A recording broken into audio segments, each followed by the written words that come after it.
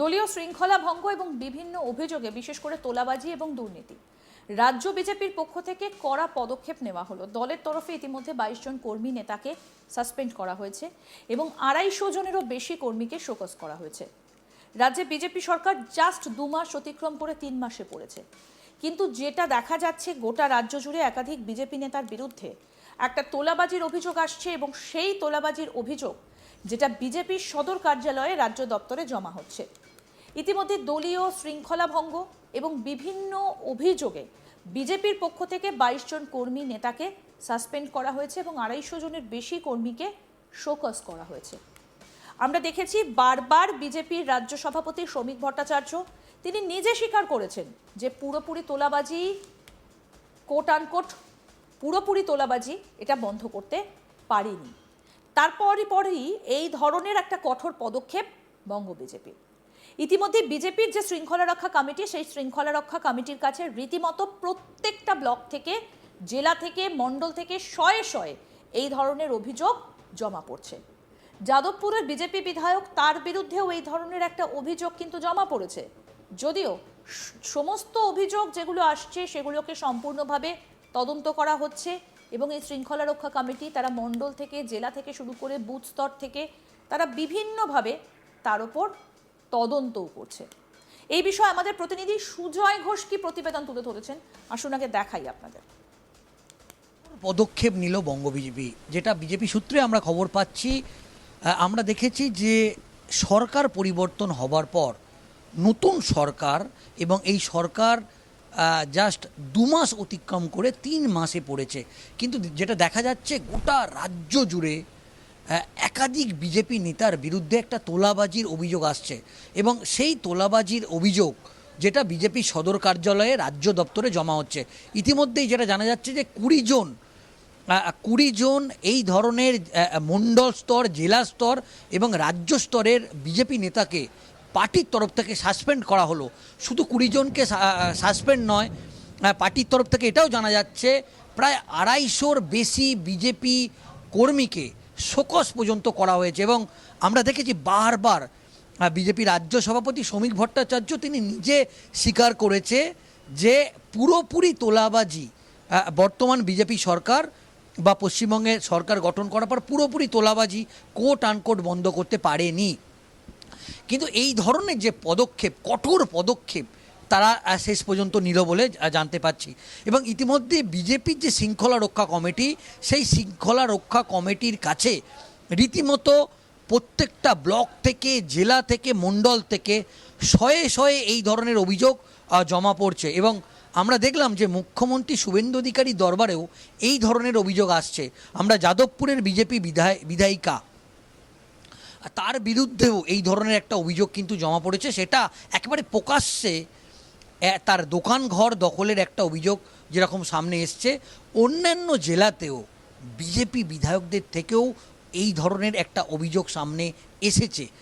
যদিও সমস্ত যে সমস্ত অভিযোগ আসছে সেগুলোকে সম্পূর্ণভাবে যেটা বলা হচ্ছে যে সম্পূর্ণভাবে সেগুলোকে তদন্ত করা হচ্ছে এবং এই শৃঙ্খলা রক্ষা কমিটি তারা মণ্ডল স্তর থেকে, জেলা স্তর থেকে, বুথ স্তর থেকে তারা বিভিন্নভাবে তারা তদন্ত করছে এবং তদন্ত করার পরই যেটা জানা যাচ্ছে তাদের বিরুদ্ধে একটা পদক্ষেপ নিচ্ছে। এবং এই যে শৃঙ্খলা রক্ষা কমিটি রাজ্য স্তরে আমরা জানি যে বর্ষিয়ান বিজেপি নেতা প্রতাপ বন্দ্যোপাধ্যায় তাকে কিন্তু এই দায়িত্ব দেওয়া হয়েছে এবং বিজেপির যে সল্টলেক কার্যালয়ে তিনি এই যে সমস্ত অভিযোগগুলো আসছে সেই অভিযোগগুলো নিয়ে তারা আলোচনা করছে।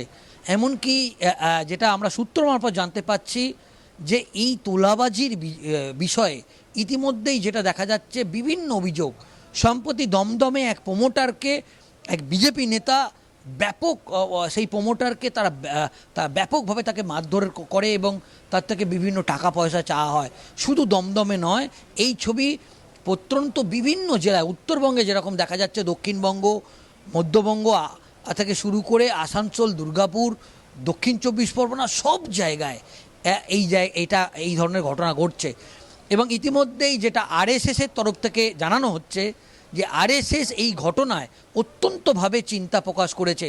যদিও এই রাজ্যের একজন শীর্ষস্থানীয় আরএসএস নেতা তিনি বলেছেন নবনিযুক্ত বিজেপি সরকারকে তারা বিজেপি সরকারের মানে সরকার তৈরি এবং তাদের যে মানে যে সমস্ত বিধায়ক বা যারা আছে তাদেরকে 1 বছর তারা ছেড়ে দেবেন এবং 1 বছর পর তারা কিন্তু একের পর এক কঠোর পদক্ষেপ নেবে এবং আমরা যেটা জানতে পারছি একেবারে কঠোর পদক্ষেপ তারা কিন্তু নিল এবং প্রথম পদক্ষেপ হিসেবে যেটা জানা যাচ্ছে যে 20 জনকে একেবারে পার্টি থেকে পুরোপুরিভাবে সাসপেন্ড করা হলো। যদিও এটা জানা যাচ্ছে যাদেরকে সাময়িক বরখাস্ত করা হচ্ছে বা শোকজ করা হচ্ছে, কারো শোকজ আবার প্রত্যাহারও করে নেওয়া হচ্ছে। কিন্তু এই ঘটনা যেটা তৎকালীন তৃণমূল কংগ্রেসের সরকারের আমলে এই যে ঘটনা, যেটা রাজ্যের মানুষের কাছে একটা বড় বার্তা কিন্তু গিয়েছিল যে নির্বাচনে, সেখানে কিন্তু একটা ফায়ার করেছিল এটা বলাই যায় এবং মানুষ এই তোলাবাজির যে ঘটনা কোট আনকোট সেটা কিন্তু একটা বিরক্ত প্রকাশ করেছিল। এই প্রথম একেবারে কঠোর পদক্ষেপ নিল বঙ্গ বিজেপি। গোটা রাজ্যের এই ধরনের অভিযোগে যারা চিহ্নিত হয়েছে তাদের 20 জনকে পার্টি থেকে সাসপেন্ড করা হলো এবং 250 জনের বেশি যেটা জানা যাচ্ছে যে এই ধরনের যাদের অভিযোগ আসছে তাদেরকে শোকজ করা হয়েছে এবং আগামী দিনে যেটা শোনা যাচ্ছে যে আরও কঠোর পদক্ষেপের তারা করবে এবং কঠোর পদক্ষেপ গ্রহণ করতে চলেছে বঙ্গ বিজেপি। জানা যাচ্ছে তাদের বিরুদ্ধে একটা পদক্ষেপ নেওয়া হচ্ছে এবং এই যে শৃঙ্খলা রক্ষা কমিটি তাতে বর্ষিয়ান বিজেপি নেতা প্রতাপ ব্যানার্জিকেই দায়িত্ব দেওয়া হয়েছে। দক্ষিণবঙ্গ থেকে শুরু করে আসানসোল, দুর্গাপুর, দক্ষিণ 24 পরগনা সহ সব জায়গায় এই ধরনের ঘটনা ঘটছে এবং ইতিমধ্যেই যেটা আরএসএস এর তরফ থেকে জানানো হচ্ছে যে আরএসএস এই ঘটনায় অত্যন্তভাবে চিন্তা প্রকাশ করেছে। যদিও এ রাজ্যের একজন শীর্ষস্থানীয় আরএসএস নেতা তিনি বলেছেন যে সমস্ত বিধায়ক আছে তাদেরকে 1 বছর তারা ছেড়ে দেবেন এবং 1 বছর পর তারা কিন্তু একের পর এক তারা এরপর একই কঠোর পদক্ষেপ তারা নেবে।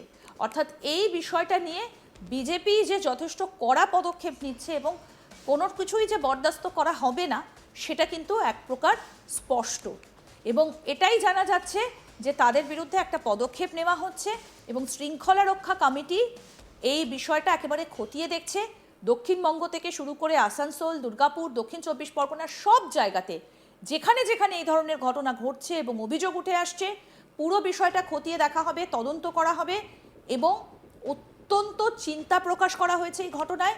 যদিও এ রাজ্যের একজন শীর্ষস্থানীয় আরএসএস নেতা তিনি বলছেন সমস্ত বিধায়ক তাদেরকে 1 বছর তারা ছেড়ে দেবেন এবং 1 বছর পর তারা কিন্তু কঠোর পদক্ষেপ নেবেন।